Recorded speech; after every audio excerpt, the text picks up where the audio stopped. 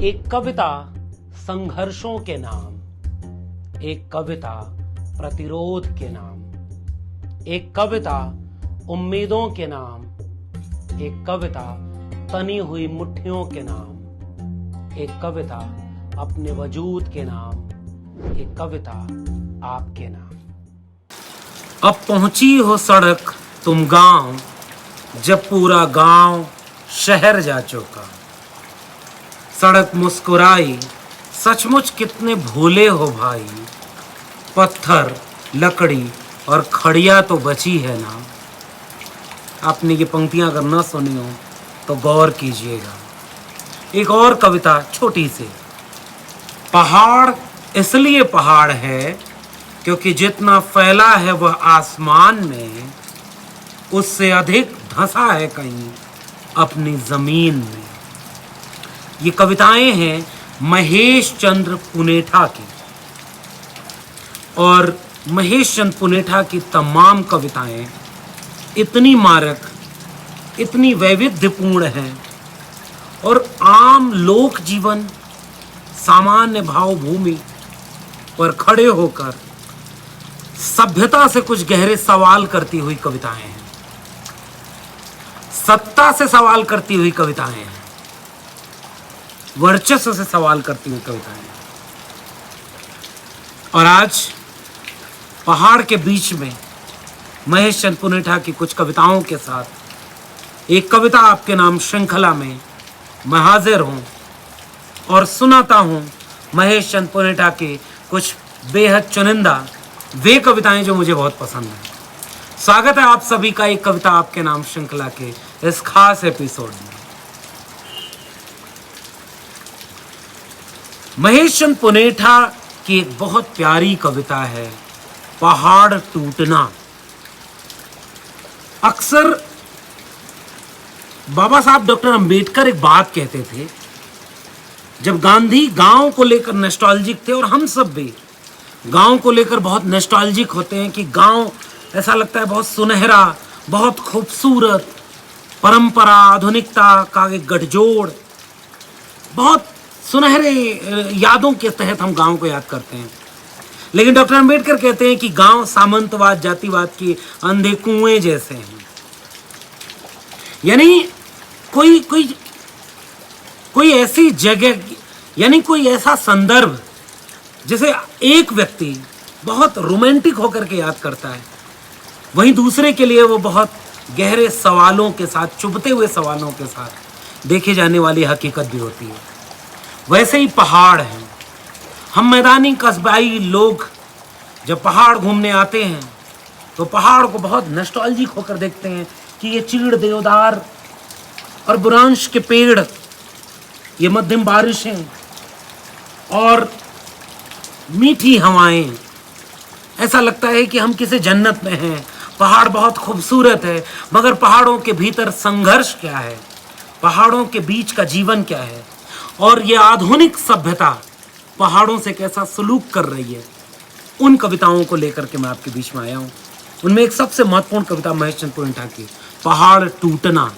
महेश चंद्र पुनेठा की नज़र से इस पहाड़ के टूटन को देखिए।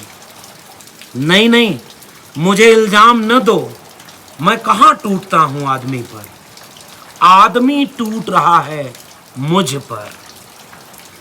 नहीं, मुझे इल्जाम न दो, मैं कहाँ टूटता हूँ आदमी पर, आदमी टूट रहा है मुझ पर।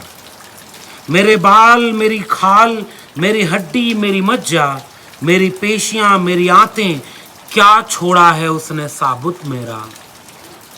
मुझे कूटा, मुझे लूटा। पहाड़ की आवाज सुनिए। मुझे कूटा, मुझे लूटा, मुझे छेड़ा, मुझे उधेड़ा, मुझे काटा, मुझे पीटा, मुझे तोड़ा, मुझे फोड़ा, मुझे सुखाया, मुझे डुबाया, क्या क्या न किया जा रहा है मेरे साथ। मेरा रोना, मेरा कराहना, मेरा तड़फड़ाना, मेरा कल्पना, मेरा तड़पना, मेरा कल्पना, मेरा चीखना नहीं दिखाई देता कभी उसे। मैं कहाँ किसी पर टूटता हूँ, मैं तो खड़ा रहना चाहता हूँ अडिग, मैं जानता हूँ उसी में मेरी आन है, बान है, शान है। मैं तो चुपचाप देखता रहता हूँ जब तक रह पाता हूँ, खड़ा रहता हूँ खोद दी जाती हैं। मैं तो चुपचाप देखता रहता हूँ जब तक रह पाता हूँ, खड़ा रहता हूँ, खोद दी जाती हैं मेरी जड़ें, मेरी तो टूटना मेरी नीयत है। मुझे नहीं मालूम कौन मेरे नीचे आकर दब गए, किसके उजड़ गए परिवार, किसके करनी किसके भरनी। दुख अवश्य होता है कि जिनको खिलाया कुदाया अपनी गोद में, उनकी ही कब्र बन बैठा। मुझे मालूम है इसकी कोई लड़ाई नहीं मुझसे, न कोई प्रतिस्पर्धा मुझसे। अलग कहाँ है ये उनकी जरूरतों को मैं पहचानता हूँ।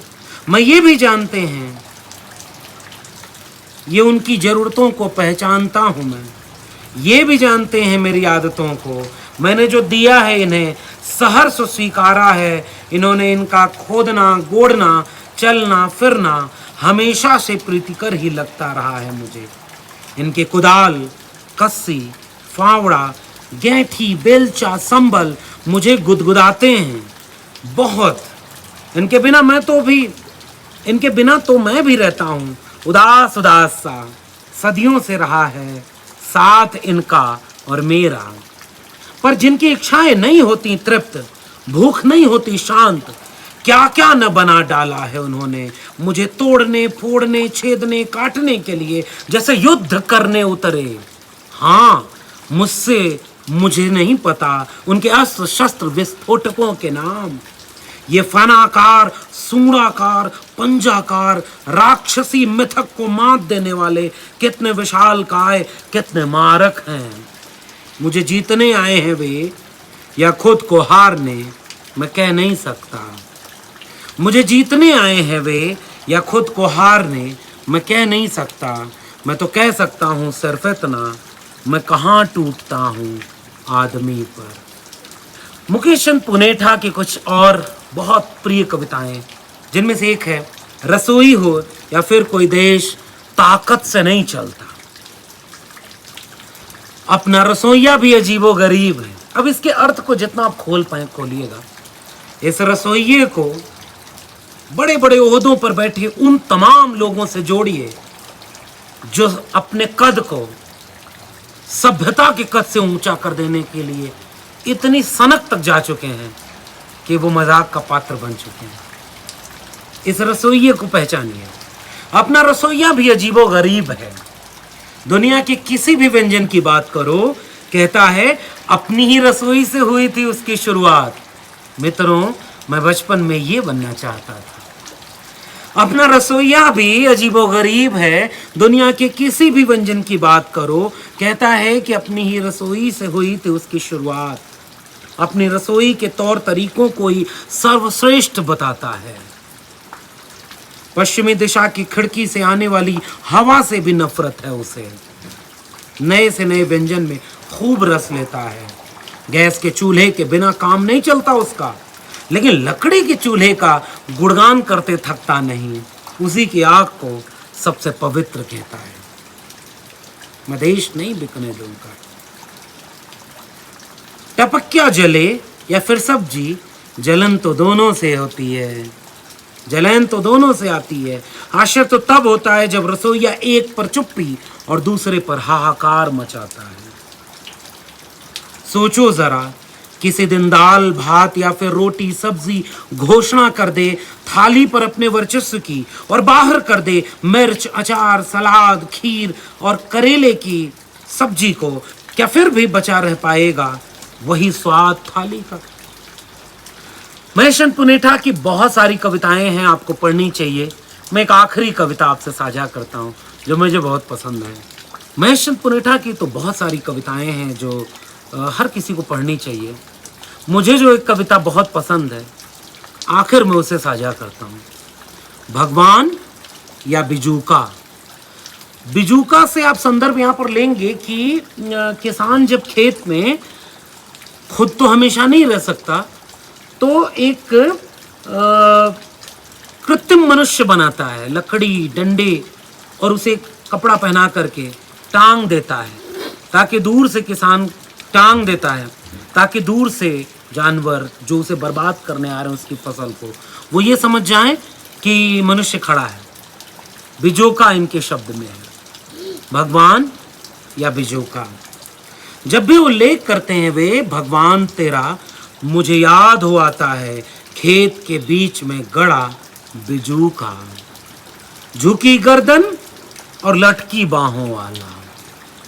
झुकी गर्दन और लटकी बाहों वाला, वो दरअसल जैसे कपड़ा पहनाते हैं ना तो डंडल रहती है, तो शर्ट दोनों तरफ से लटकी रहती है। झुकी गर्दन और लटकी बाहों वाला, अलग अलग सत्ताओं की सुरक्षा में गाड़े गए ऐ भगवान, तू अज्ञान और अंधविश्वासों के अंधकार में ही दीप्यमान है। इसलिए गहरे से गहरा बने रहे अंधकार, प्रयास रहता है गाड़ने वालों का, ताकि दिखाई दे तू विराट और सर्वशक्तिमान, और फलती फूलती रहे आबाद उनकी सत्ता की फसल। पर तर्क के प्रकाश में देखा जा सकता है तुझे साफ साफ बिजूके की तरह, झुकी गर्दन और लटकी बाहों सा। महेश चंद पुनेठा की ये कविताएं आपको कैसी लगी नीचे कमेंट बॉक्स में जरूर बताइएगा। और अगर आप इस कविताओं की श्रृंखला को मेरे YouTube चैनल पर देख रहे हैं तो मेरे चैनल को सब्सक्राइब कीजिए, घंटी का बटन दबाइएगा, साथ दीजिए। हम अपने वक्त से संवाद करने के लिए कविताओं के साथ आपसे रूबरू होते रहेंगे। और अगर इस कविता को आप मेरे फेसबुक पेज या इंस्टाग्राम पर देख रहे हैं तो इसे लाइक कीजिए।